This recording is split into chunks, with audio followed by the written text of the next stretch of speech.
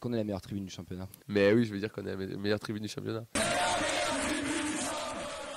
Du coup, on va commencer avec les news, les gars. On va commencer avec une première signature pro. Le jeune Dayan Metali qui a signé pro, ce qui nous fait le 7e joueur cette saison qui rejoint l'effectif. C'est un défenseur international U19 gaucher. Donc un profil qu'on n'a pas, on va dire, enfin qu'on a que Nicolas Hyssen, parce que les deux autres sont pas gauchers. Agdad, il est gaucher ou droitier? Gaucher aussi. Gaucher, ok, donc c'est le profil qu'on a. Mais du coup, on se rapproche des 50%. Ah ouais, quand on a 7 jeunes. Il a pas menti, le président. Sur un effectif de 22 joueurs, là, on n'est pas loin, tu vois, on se rapproche quand même. C'est une bonne nouvelle quand même pour lui, pour le petit. Mais c'est la moyenne d'âge surtout. Oui. Puis du coup, la promesse rapproche.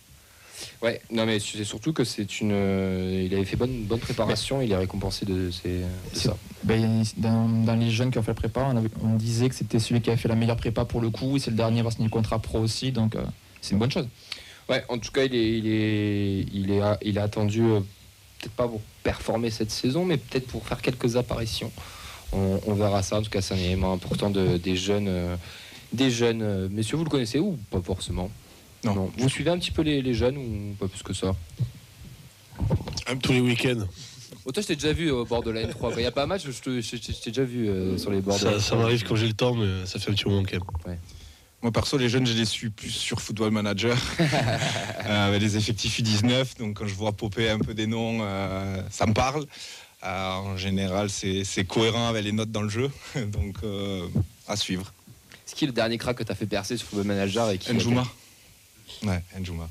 Très très bon dans FM.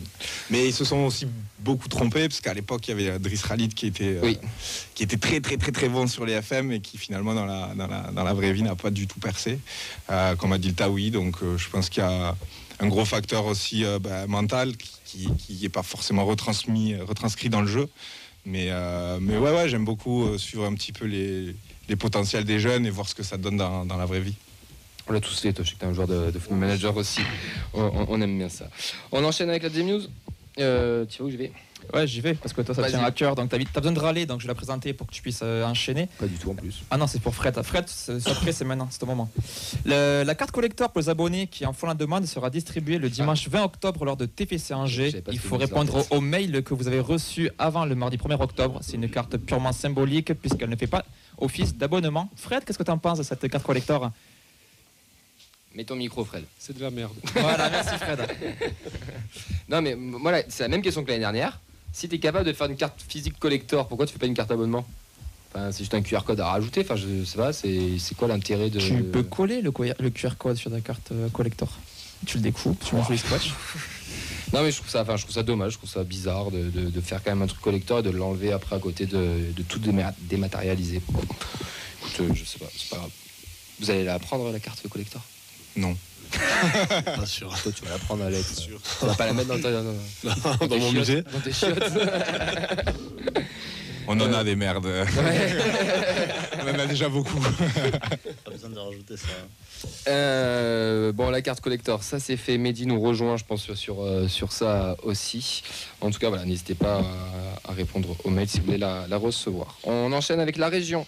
Parce que la voix de Carole Delga soutient le projet du fameux grand stade que Damien Comolli a en tête. Donc elle a dit, je cite, au-delà de la nécessité de se doter le TFC d'infrastructures pour être toujours plus compétitif, le sud-ouest de la France mérite un grand stade. C'est le seul moyen d'être attractif, de rester une terre d'événements de premier plan. Comme l'a dit Damien, Toulouse sera bientôt la 3e ville de France. On nous a besoin d'être capable d'accueillir de grandes compétitions, de grands spectacles, comme c'est déjà avec à Lyon, à Lille, etc. depuis des années. Donc là, la région ouvre les portes au fameux projet du grand stade. Elle appelle Damien.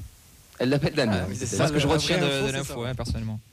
Non, mais c'est bien qu'ils ouvrent la porte à ça. Enfin, c'est bien, je sais pas si c'est bien, mais en tout cas, ça veut dire qu'il n'est pas tout seul dans sa lubie. Puis ça s'engage à pas grand-chose, quoi, parce que c'est un terrain qui appartient à la métropole et à Toulouse, donc la région, à part potentiellement mettre un peu d'argent après... Ouais, je sais pas. Vous, le projet Grand Stade, alors on parle il parle de Grand Stade à hauteur de, je cherche le 50-60. 50-60, ouais. On y va, on n'y va pas Pas à n'importe quel prix, surtout au niveau de la localisation, si on reste sur l'île du Ramier, donc assez proche du centre-ville. Pourquoi pas, si c'est pour aller jouer tous les matchs à domicile à Beauzelle ou je ne sais où, c'est pas la peine. Ouais, je suis un peu d'accord avec toi. Ouais. Mais après, c'est vrai que l'augmenter, ça peut être sympa. De là, le doublé ou le triplé, non. C'est beaucoup. Mais c'est un gros pas, ouais.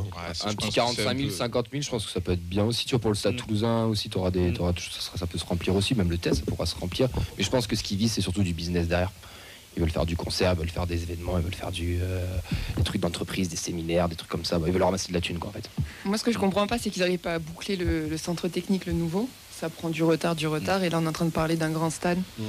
Enfin, je trouve que dans la chronologie, je comprends pas. Après, je suis ça de loin. Je pense qu'ils plantent des graines.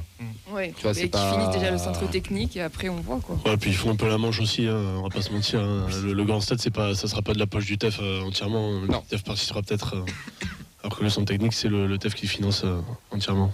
Et comme dit Alex, juste un point qui est important pour nous quand même les supporters et qu'on soit membre de la tribune ou pas, l'emplacement est quand même ultra séduisant chez nous. On a quand même la chance d'avoir encore un stade en centre-ville. On est une des dernières villes et encore plus grande ville à avoir cette configuration-là. Tout le monde peut y aller à pied. On a des vagues de supporters piétons qui vont au stadium. Je trouve que ça a quand même son charme.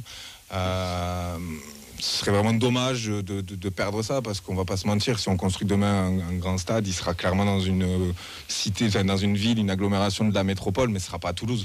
De ce que j'ai compris, mais ils veulent agrandir le stadium, Ils veulent pas construire un nouveau stade. Oui, c'est ce qu'avait dit Comolli en conférence de presse. Okay, bon. Donc si on reste sur cette logique-là, moi je te rejoins totalement. Un nouveau stade dans la banlieue ou l'agglomération. Là, tu te casses la gueule complètement. Totalement, comme Lyon a fait par exemple, tu vois, je trouve ça totalement... Encore Lyon, ça va. Nice, regardez en Europa League, c'est cata.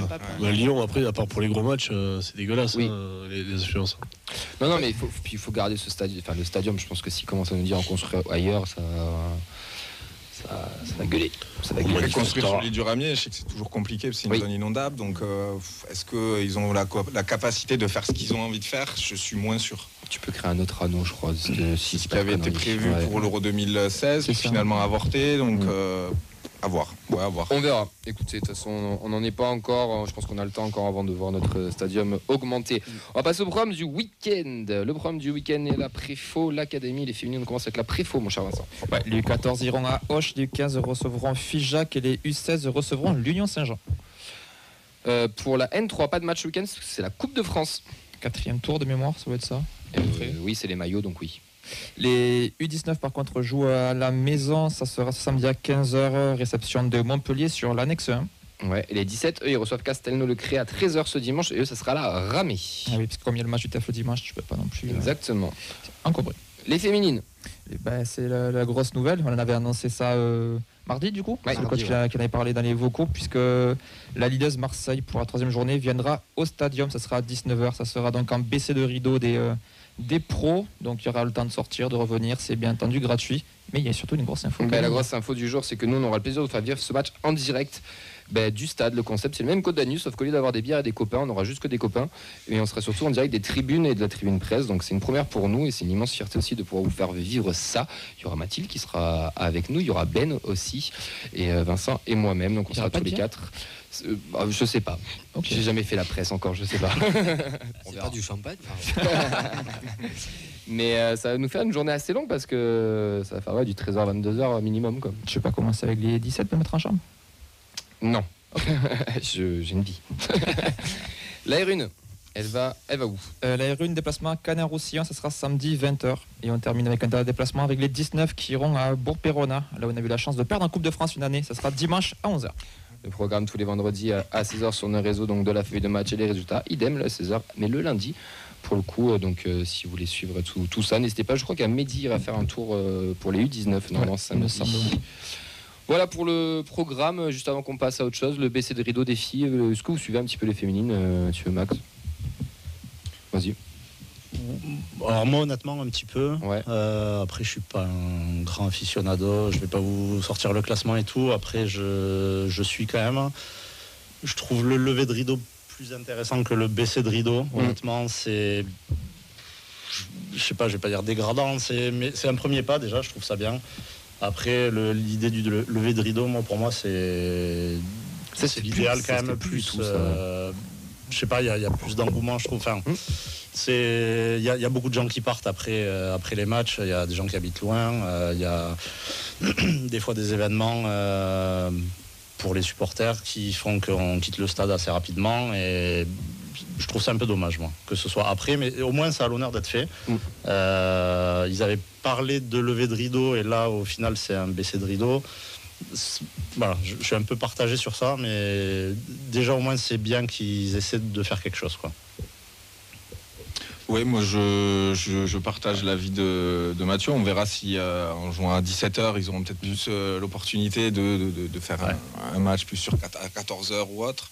Après, est-ce qu'ils le veulent vraiment Est-ce que c'est techniquement possible? Voilà, c'est ça. Ouais, les baissées de rideau, les levées de rideau, je crois que c'était très compliqué à mettre en place avec la LFP et compagnie. Enfin, à part pour la Gambardella et la finale de la Coupe de France, on voit nulle part, il me semble, les levées de rideau. Ça se faisait beaucoup dans les années à l'époque, mais maintenant, je suis d'accord avec toi, je trouve que techniquement, la LFP, ils sont tellement que c'est un peu plus compliqué, d'où le baisser de rideau. Mais vraiment, je te rejoins, c'est vrai que tu as plus envie peut-être d'y aller voir un peu avant que. Après, est-ce que c'est pas la LFP aussi de favoriser ce genre d'événements et eux de changer un petit peu leur fusil d'épaule entre guillemets. Je sais que c'est compliqué. Il faudrait qu'il appelle son copain Vincent. Voilà. Il y a 2-3 saisons, c'était les Girondins de Bordeaux qui l'avaient fait garçon-fille, qui s'étaient enchaînés, et je sais que l'espace était beaucoup plus court. C'était pas aussi long. Là, c'est la même chose que il y a quelques saisons. Il y avait eu un Toulouse à 13h et après Toulouse-Nice du coup chez les filles. Et c'est vrai que les 2 heures entre les deux matchs, c'est un peu compliqué. Ouais, faut tuer le temps. Ouais. Non, mais ça fait un petit peu long, mais bon. Le président avait annoncé qu'il y aurait des matchs au stadium. C'est là, on sait que normalement il devrait y en avoir aussi quand il n'y aura pas de match forcément des pros, quand il n'y aura que les filles. Un peu comme l'amical contre Marseille. Exactement. Justement, il y a quelques semaines. Donc au moins ils mettent en avant quand même la section féminine et c'est quand même déjà pas trop mal. On verra combien il y aura en termes d'affluence. Nous on vous fera vivre ça en tout cas en commentaire de match ce dimanche.